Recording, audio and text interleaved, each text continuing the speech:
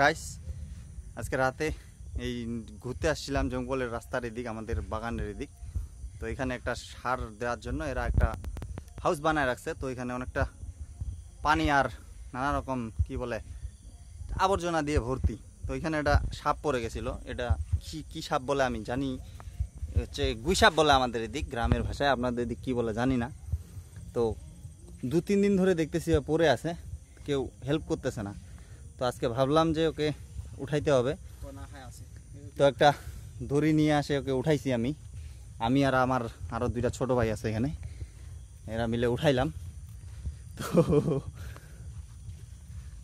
অনেক কষ্টের পর উঠাইছি। তো অনেক কি বলে হাফসায় গেছে আর কি। হাফসায় গেছে বলতে কি বলা যায়, মানে ওর অবস্থা খারাপ। ও 3-4 দিন ধরে না খায় আছে, অনেক দুর্বল আর কি, ওর শরীরে শক্তি নেই, খুব করুণ অবস্থা।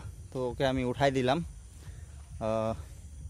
তো সবাই যদি ভিডিও ভালো লাগে লাইক শেয়ার কমেন্ট ফলো করে দিবেন, পাশে থাকবেন। ওর জীবনটা আমি বাঁচাইলাম, নিজেকে অনেক ভালো লাগতেছে। বাবুকে রোজ রে ঠকাই না রে, একটা জিপ বাঁচাইলাম আজকে আমরা। ওয়াও, এটা নাকি কি বলে পরিবেশের ভারসাম্য রক্ষা করে। এই সাপ যদি এলাকায় থাকে তাহলে আপনাদের কি বলে আশেপাশে বিষধর বা বিষাক্ত যে সাপগুলো থাকে সেগুলো নাকি থাকে না। আমি পড়ছিলাম কোথায় যেন পড়ছিলাম, এই সাপ আর কি পরিবেশের ভারসাম্য রক্ষা করে। মানে এই সাপ থাকলে বিষাক্ত সাপ আশেপাশে থাকে না।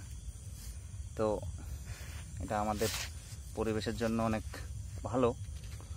তো সবাই ভালো থাকবেন, সুস্থ থাকবেন, দেখা হবে নেক্সট ভিডিওতে। দাঁড়ান আমরা এটাকে ছাড়ে দিব, শেষ পর্যন্ত ছাড়ে দিব এটাকে, আপনারা দেখেন।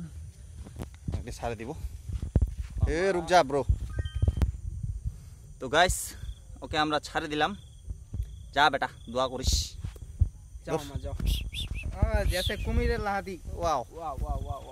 সে চলে গেছে তার গন্তব্যে। ভালো থাক।